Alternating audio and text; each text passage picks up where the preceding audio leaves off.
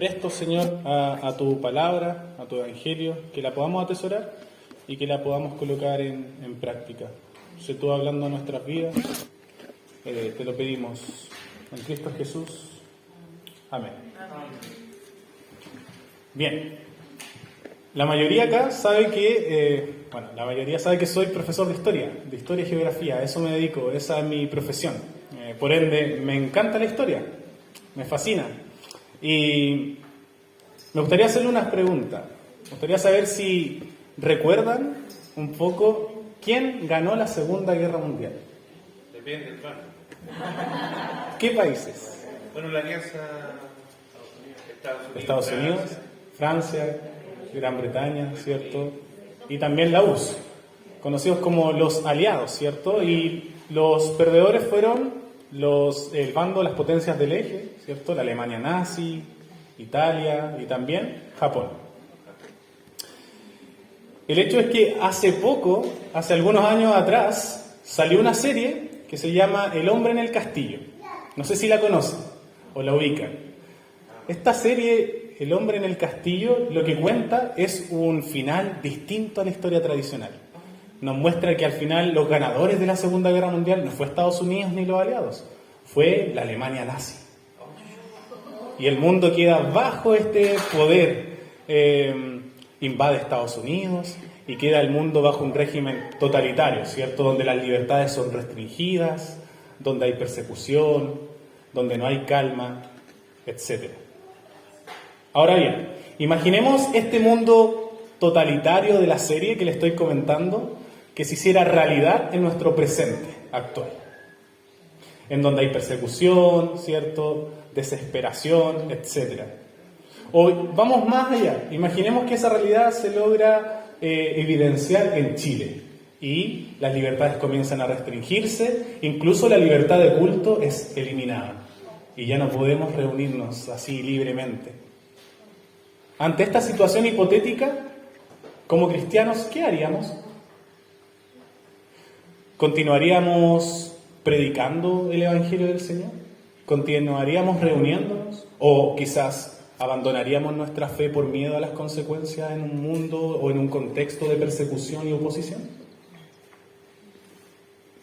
El pasaje que vamos a estudiar el día de hoy, en Hechos 4, 23 al 37, nos da un poco de respuesta a estas interrogantes, pues nos enseña cómo un verdadero hijo de Dios debe vivir centrado en el Evangelio, llevando una vida no individualista, sino una vida comunitaria, una vida en común, en unidad, a pesar de que las autoridades, a pesar que los gobernantes, ¿cierto?, no aprecien la palabra y el Evangelio del Señor.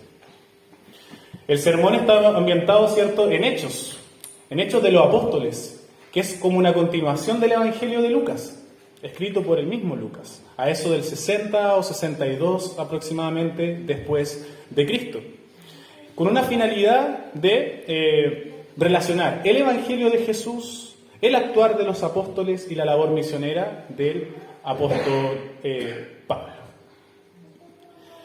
El sermón de la semana pasada, ¿cierto?, que nos trajo Carlos Leighton, pudimos observar cómo Pedro y Juan, ¿cierto?, hicieron un gran milagro, sanaron un paralítico, un cojo, y esto a las autoridades judías no les gustó para nada, ¿cierto? Es más, los persiguieron y los encarcelaron. Pasaron una noche encarcelados y a la mañana siguiente tuvieron que dar cuentas sobre ese milagro. ¿Lo recuerdan? Y le hacían preguntas los maestros de la ley. El Sanedrín le preguntaba a Pedro y a Juan: ¿en nombre de quién hicieron ese milagro? ¿En nombre de quién hacen todas estas cosas? A lo que Pedro, ¿cierto?, respondía que lo hacían en nombre de Jesús de Nazaret. Los maestros de la ley, ¿cierto?, sabían que Pedro y Juan hablaban la verdad, habían estado con Jesús, demostraban preparación y, ¿cierto?, no sabían qué hacer con Pedro y Juan. Lo que se le ocurre a los maestros de la ley es amenazarlos para que no prediquen más el Evangelio. Ante esto, Pedro y Juan lo que hacen es decir que no pueden obedecer a las autoridades judías, sino que ellos obedecen a Cristo y que van a continuar predicando. Es ahí donde, por fin, Pedro y Juan son dejados en libertad. Y es ahí precisamente donde comienza el pasaje que vamos a estudiar. Pedro y Juan son dejados en libertad y se vuelven a reunir con el grupo de creyentes, con la comunidad. Por eso el sermón lo vamos a dividir en 3 puntos importantes, relacionados con la unidad, en fe en Cristo y también la generosidad. El primer punto es la oración unánime, de los versículos 23 al 31. El segundo punto nos habla de una comunidad centrada en Cristo, de los versículos 32 y 33. Y el tercer y último punto, la generosidad como fruto de la fe en Cristo, de los versículos 34 al 37. Así que les pido que tengan las Biblias para que me puedan acompañar. Entonces, partamos con el primer punto. Versículos 23 al 31 observamos la oración unánime, la oración en unidad que tenían los primeros creyentes de la iglesia primitiva. Como bien les comentaba, Pedro y Juan habían sido arrestados y habían sido dejados en libertad. Habían sido amenazados por predicar el Evangelio del Señor, pero fueron dejados libres.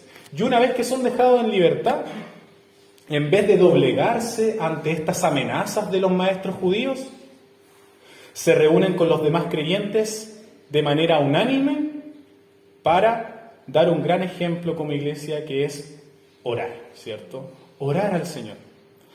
En los versículos 23 y 24 observamos que antes de la oración existe una reunión. Se reúnen los apóstoles con los demás, ¿cierto? Creyentes, con la demás comunidad, en donde se reúnen y comienzan a realizar una oración. Y acá quiero destacar algo muy importante, es una oración en comunidad, no es una oración individualista. Y esto nos muestra, hermanos, la importancia de orar en todo tiempo, incluso en tiempos de adversidad, como los que estaban viviendo los apóstoles. El versículo 24, ¿cierto?, nos dice que alzaron unánimes la voz en oración a Dios. Y esto nos enseña algo realmente hermoso, que los apóstoles se reúnen con la comunidad, ¿cierto?, informan lo sucedido, pero en vez de temer, lo que hacen es refugiarse en oración, en el Señor. Es decir, su único refugio es el Señor y lo hacen en oración. Y esto es lo que deberíamos, hermanos, hacer todos nosotros en todo momento, refugiarnos en oración, en el Señor. En Primera de Tesalonicenses, capítulo 5, versículos 16 y 18, se nos enseña que debemos estar siempre alegres, orando sin cesar, dando gracias al Señor en toda situación. Porque esa es la voluntad para nosotros en Cristo Jesús. Por lo cual, debemos refugiarnos constantemente en oración, confiando y descansando en Cristo. Sabiendo, como decía Martín Lutero, que la oración no es para cambiar los planes de Dios, sino más bien para descansar. Descansar y confiar en la voluntad del Señor. Esta oración que hicieron los apóstoles con los demás creyentes no era algo nuevo, porque al comienzo de Hechos también la observamos. Por ejemplo, en Hechos capítulo 1, versículo 14, se nos muestra que todos estaban en un mismo espíritu y se dedicaban a la oración, junto con las mujeres y con los hermanos de Jesús y su madre María. En otras palabras, ya todos permanecían unidos, encontrando fuerza y valentía para predicar la palabra del Señor, estando en comunidad, a pesar de un contexto de persecución, como yo les comentaba al comienzo en esta serie hipotética, ¿cierto?, del hombre en el castillo. Porque confiaban que era el Señor el que iba a lidiar con esta persecución de los maestros de la ley. Porque el Señor es quien gobierna, Él es soberano. Y esto nos lleva a hacernos unas preguntas. En esta tarde, ¿estamos llevando una oración unánime como iglesia? ¿Como comunidad? ¿Estamos teniendo una comunidad verdadera con el Señor? Son buenas preguntas que nos ayudan a autoinspeccionarnos. Luego en los versículos 24 hasta el 28 observamos que se eleva una oración. realizan de manera unánime una oración hacia el Señor, donde parte esta oración reconociendo la soberanía del Señor. Parten alabando al Señor, explicando que Él es soberano, es el creador del cielo, ¿cierto? La tierra, el mar. Y eso es maravilloso, es una verdad que no debemos olvidar, que el Señor es soberano, que Él, por ende, está en control de todas las cosas. Por eso descansamos en oración en el Señor, porque Él está en control. Por ende, el ser humano jamás podrá alzarse contra el Señor. Y a continuación, en los versículos 25 y 26, ¿cierto? Vemos que esta oración realiza una cita del Salmo 2, versículos 1 y 2, como lo acabamos de leer. ¿Por qué se rebelan las naciones y en vano conspiran los pueblos? Los reyes de la tierra se rebelan, los gobernantes se confabulan contra el Señor y contra su ungido. Podemos decir que esta cita de la oración al Salmo de David, ¿cierto?, es una especie de simbolismo de la continua guerra que existe entre Satanás, ¿cierto?, y Dios y Cristo, reflejada en la desobediencia de las autoridades de la época contra Dios. Algo similar que lo vemos en la actualidad, ¿cierto? Vemos gobernantes, las personas, ¿cierto?, que se confabulan contra el Señor, desobedecen al Señor, se quieren levantar contra el Señor. Pero es maravilloso saber que así como el Señor ayudó a David para soportar la persecución de Saúl, por ejemplo, ese mismo Señor ayudó a los apóstoles para continuar predicando sin temor el Evangelio. Y ese mismo Señor está hoy en día ayudándonos a que continuemos perseverando y predicando el Evangelio del Señor. Ahora bien, este odio que habían recibido los apóstoles, que incluso hizo que los encarcelaran, ese odio no era algo nuevo, porque Jesús mismo lo padeció en la tierra, ¿cierto? Él vino, fue perseguido, fue encarcelado, fue crucificado, pero resucitó. Por ende, Jesús sabe ese odio, porque el versículo 27, si ustedes lo ven, nos habla cómo las principales autoridades de esa época, como Herodes y Poncio Pilato, condenaron, ¿cierto?, al Señor. Aún así, es maravilloso que la oración partía exaltando al Señor como un Dios soberano, ¿cierto? Y el versículo 28 vuelve a retomar esa idea, pues nos explica que esa muerte del Señor era permitido por Dios mismo, era un plan, era un propósito del Señor. Fue Dios quien permitió todas esas cosas. Ahora bien, ¿esta oración tenía algún propósito? ¿La oración que elevaron los creyentes con los apóstoles tenía algún propósito? ¿Fue escuchada por Dios? ¿Fue respondida por Dios? En los versículos 29 y 30, ¿cierto?, observamos que esta oración tenía un propósito claro. Y ese propósito parte primero con la dependencia hacia Dios en oración.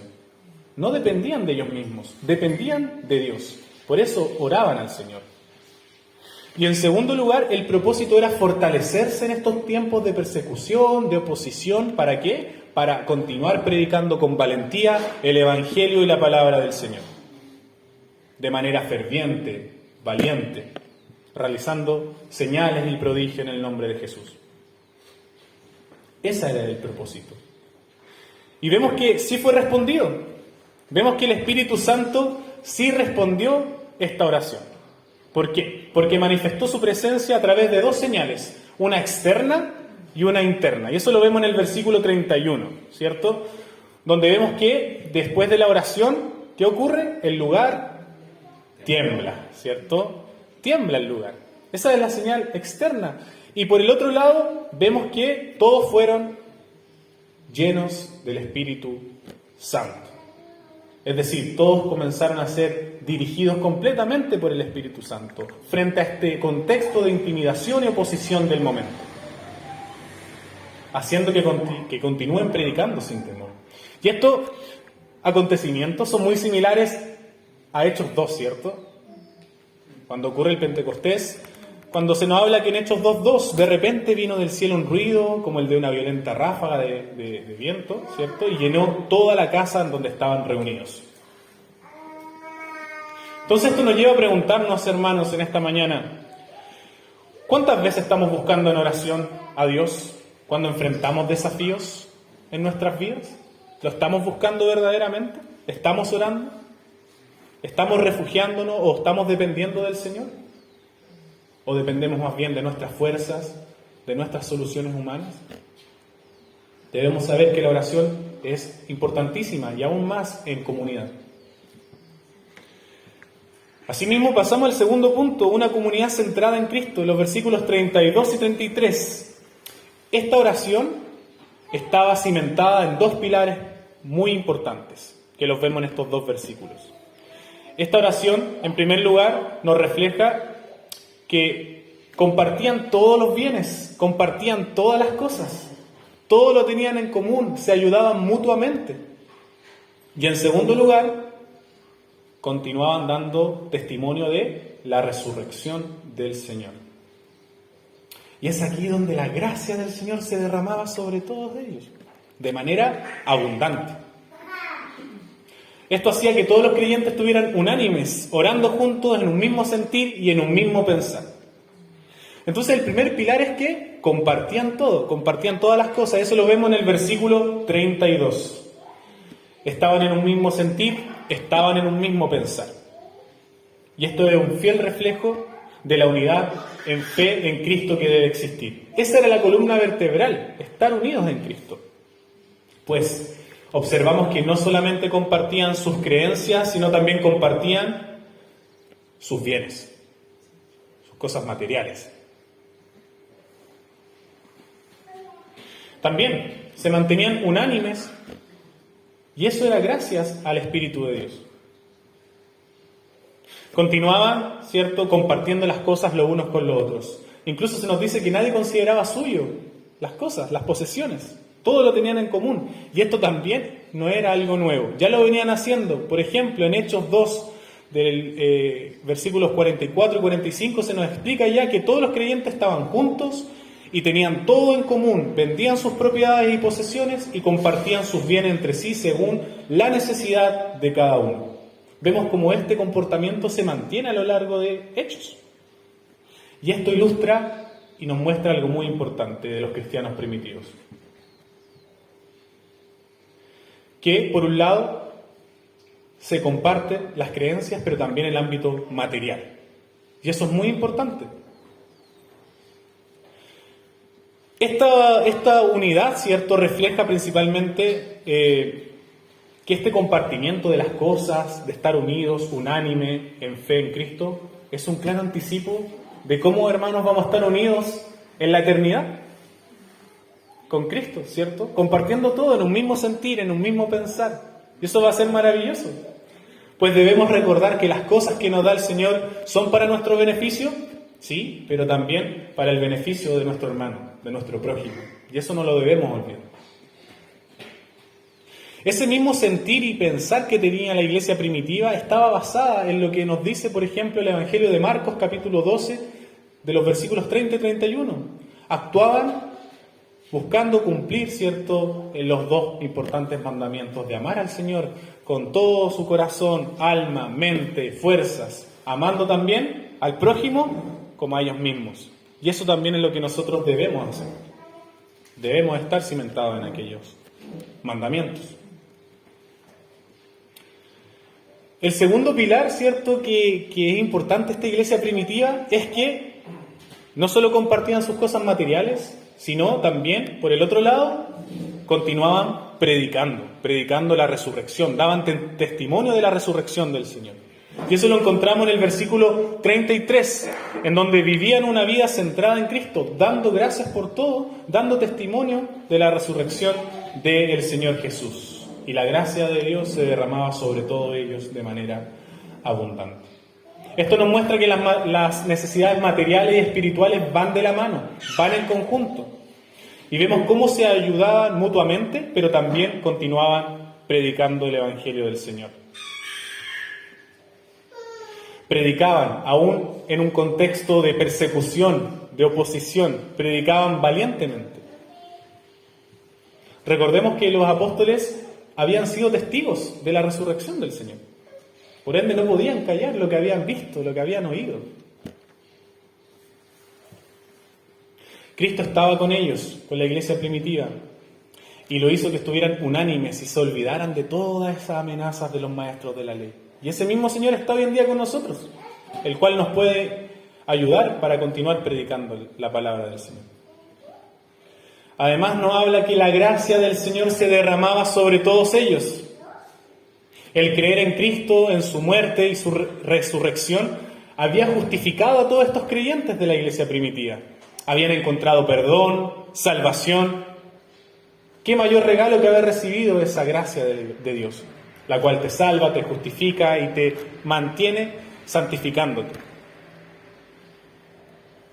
El Señor nos dice hoy que debemos continuar confiando en esa preciosa gracia que recibimos de manera inmerecida, atesorándola y confiando en ella, y que está ahora mismo para nosotros, en todo momento. Es esa gracia la que nos mantiene, hermanos, y la que nos ayuda a perseverar en este camino. Ahora bien, esta gracia que nos habla el pasaje nos muestra también que el hecho de que los hermanos compartieran todas las cosas también habían recibido un buen comentario de las personas que no eran creyentes. Es decir, las personas que estaban fuera de esta comunidad veían cómo los cristianos compartían todo, cómo no habían necesitado en la comunidad y habían encontrado buenos comentarios hacia esta comunidad cristiana. Y esto nos enseña algo muy importante, que la gente de afuera, ¿cierto?, que no tiene al Señor, está pendiente también a nosotros. Ve cómo nos comportamos cada uno de nosotros.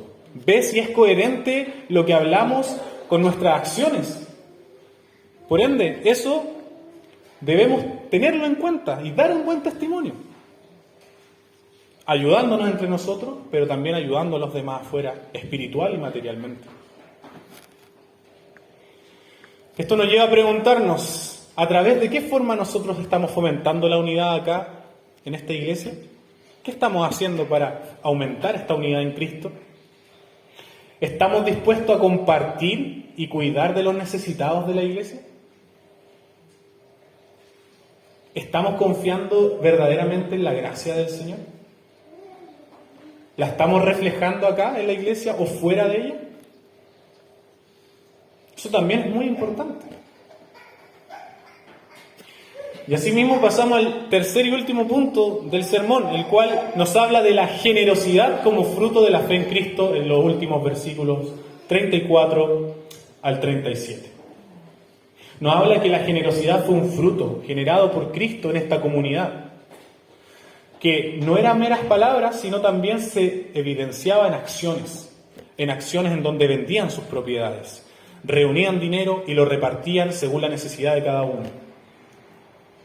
Y es maravilloso porque se nos explica acá una demostración tangible del amor que debería existir. Pues en los versículos 34 y 35 se nos destaca, ¿cierto?, que compartían todas las cosas, vendían las propiedades y algo maravilloso, habían eliminado la pobreza, por así decirlo. Pues en la comunidad cristiana no había ningún necesitado. Y eso nos habla de la ayuda mutua que tenía la iglesia primitiva. A medida que las necesidades se presentaban, la gente vendía sus propiedades, reunían dinero, fondos y se ayudaban mutuamente. Y eso es lo que también debemos hacer hoy en día, ayudarnos mutuamente.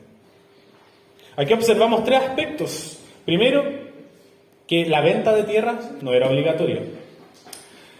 Tampoco se hacía a cada rato, se hacía simplemente cuando había necesidad. En segundo lugar, los creyentes tenían un fondo donde reunían el dinero. Y en tercer lugar, eran los apóstoles los encargados de distribuir el dinero según la necesidad que existía en la comunidad cristiana. Ahora bien, el pasaje no solo describe la generosidad de la comunidad cristiana, sino que encontramos un ejemplo específico reflejado en Bernabé, ¿cierto? Se nos habla de Bernabé en los versículos 36 y 37, donde se nos deja un gran ejemplo de generosidad que deberíamos tener todos nosotros como cristianos dentro de la comunidad, reflejando amor por nuestros hermanos, por nuestro prójimo, donde no es simplemente una ayuda de palabra, sino también de obra. Bernabé fue uno de los muchos que vendieron las propiedades durante este tiempo, donde vendieron las posesiones para dárselo a los pobres. Y esto nos enseña a amar a nuestro prójimo verdaderamente, a reflejar el carácter de Jesús, el cual no es aferrarse a las cosas materiales, sino más bien despojarse de ellas y amar a nuestro hermano, estando unánimes, unidos como iglesia de Cristo, tal como Cristo nos ama a nosotros. Eso es importante. Pues Jesús dice claramente en Lucas 12, 32 al 34, no tengan miedo, mi rebaño pequeño, porque es la buena voluntad del Padre darles el reino. Vendan sus bienes y den a los pobres. Provéanse de bolsas que no se desgasten. Acumulen un tesoro inagotable en el cielo, donde no hay ladrón que aceche ni polilla que destruya. Porque donde esté su tesoro, allí estará también su corazón. Hermanos, es mucho mejor acumular tesoros en el cielo que aquí en la tierra, donde las cosas materiales mueren, perecen, pasan. En cambio, la generosidad, el amor de Cristo es imperecedero, no muere. Ahora bien, esta generosidad no era solo dar dinero, no es solo vender propiedades. Se entiende que la iglesia primitiva vivía en una época, en un contexto específico de persecución, ¿cierto?, donde debían reunir de manera más radical y rápida fondos. Además nos habla, ¿cierto?, que esta venta de propiedades era voluntaria. Y además continuaba un aspecto que también lo observamos en la misma Biblia. En Corintios, por ejemplo, 16:2, se nos explica que el primer día de la semana cada uno de ustedes aparte y guarda algún dinero conforme a sus ingresos, para que no se tengan que hacer colectas cuando yo vaya. La ayuda era voluntaria y además estaba de acuerdo o acorde al contexto de cada uno de los hermanos. Hoy en día, ¿podemos dar dinero para ayudar a los necesitados? Por supuesto que sí. Pero también podemos ayudar de otras maneras, dando tiempo, ayuda, ¿cierto?, emocional, contención a quienes la necesitan en nuestra comunidad. Tenemos diversas formas de mostrar generosidad hoy en día. Por ejemplo, siendo familia de acogida. ¿Podemos ayudar a los necesitados de esa manera? A los niños, ¿cierto? Es muy hermoso aquello. Podemos también ser parte de CAMDES, que nos hablaban domingos anteriores, la Comisión Anglicana de Desarrollo y Misericordia, que ayuda, ¿cierto?, a los necesitados del país, por ejemplo, construyendo viviendas a afectados. Tenemos el Ejército de Salvación, o también de manera mucho más micro, por ejemplo, el hecho de reunir mercadería, ¿cierto? Eso es una buena acción, que nos habla de la generosidad y de despojarnos de las cosas materiales.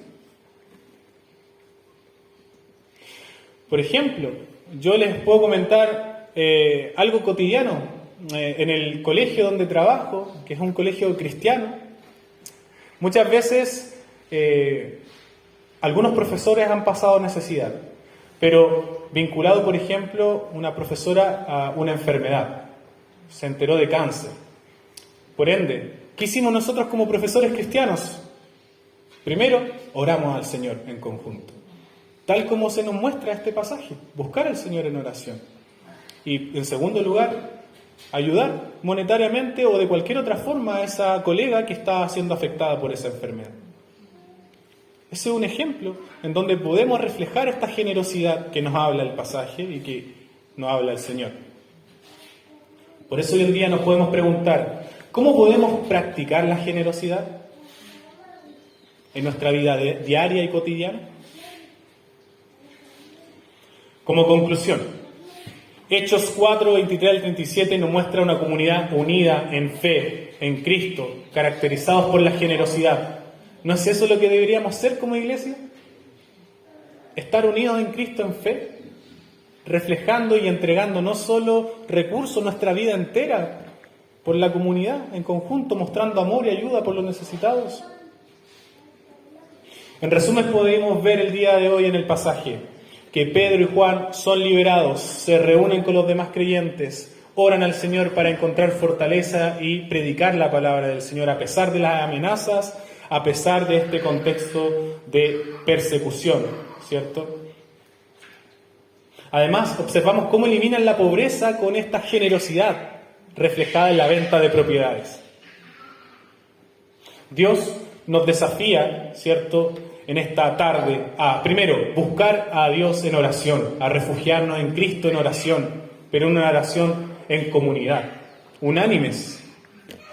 También a fomentar la unidad en nuestra iglesia, compartiendo un propósito en Cristo en fe. Por ejemplo, lo podemos hacer en oración, ¿cierto?, que es los días martes o los domingos, o lo que hicimos recién, ¿cierto?, orar ahí, en grupos. Eso nos habla de una oración en comunidad, unánime, refugiándonos en Cristo. También debemos practicar la generosidad como una respuesta a la gracia de Dios sobre nuestras vidas. Debemos reflejar esta generosidad aún más en un mundo que no se basa en la generosidad. Un mundo que es altamente individualista, consumista, que lo vemos en la vida cotidiana. Debemos reflejar generosidad en un contexto de oposiciones. Pues al hacerlo, no solo seguimos este ejemplo de esta iglesia primitiva, sino también reflejamos la belleza del Evangelio del Señor. Y por último, debemos predicar fervientemente el Evangelio. Predicar en la resurrección del Señor, su palabra. Aún en un contexto de oposición, de persecución, aún si la democracia en Chile es eliminada y comienza un mundo totalitario, como les comentaba de la serie El hombre en el castillo, aún así, si pasara eso, deberíamos continuar predicando fervientemente el Evangelio del Señor. Recordemos también que hay países que continúan la iglesia siendo perseguida. Países como China, ¿cierto?, o de Medio Oriente, Pakistán, que Carlos Leighton también nos comentaba la semana anterior. Debemos orar por esas personas, por esos hermanos en Cristo. Entonces, que en esta tarde nuestro Señor nos conceda la gracia de vivir de acuerdo a estas lecciones, a estas enseñanzas que vimos el día de hoy. A ser una comunidad unida y centrada en Cristo en fe y en generosidad. Que así como los primeros cristianos amaron al Señor, amaron a la comunidad, a la iglesia y se entregaron a sí mismos de manera voluntaria, ese mismo ejemplo deberíamos seguir nosotros ahora en la actualidad. No acumulando riqueza o bienes que perecen, que mueren, que pasan, sino sabiendo una gran verdad, que hay mayor bendición en dar que en recibir. Debemos entregar amor a nuestro hermano, a nuestro prójimo, tal como Jesús derramó su amor por cada uno de nosotros, tal como Él se dio a sí mismo en la cruz, por nosotros, por los pecadores. Que el Señor nos conceda su gracia y que podamos vivir cada minuto, cada hora, cada instante confiando en su amor, sabiendo que el amor del Señor nunca va a dejar de existir. Oremos al Señor. Padre, en esta tarde ya te damos muchas gracias por tu palabra, por tu Evangelio, porque nos muestra y nos enseñas cómo debemos ser, cómo debemos actuar, cómo debemos depender de ti en todo momento en oración, a pesar de cualquier contexto, a pesar de las necesidades, a pesar de la oposición y persecución. Debemos refugiarnos en ti en oración y en una oración unánime, en comunidad. Ayúdanos a reflejar esa comunidad, a reflejar una oración unánime que te busque, que te exalte. Ayúdanos también a predicar tu palabra sin temor, a predicar tu evangelio en un mundo que tu palabra es impopular, que no es apetecible ante los demás, en donde las autoridades se confabulan contra ti. Ayúdanos aún así a predicar tu palabra Y por supuesto, ayúdanos a reflejar esa generosidad que tú quieres que hagamos, entregándonos por nuestros hermanos, ayudándonos mutuamente en aspectos espirituales y materiales. Que tengamos amor por los necesitados, tanto acá en la comunidad como los de afuera, que tengamos esa necesidad de poder ayudar a los demás. Ayúdanos a amarte a ti y no amar las cosas materiales, a despojarnos de ellas. Te pedimos en esta mañana que podamos atesorar esta palabra y la pongamos en práctica, Señor. Te lo pedimos en Cristo Jesús. Amén.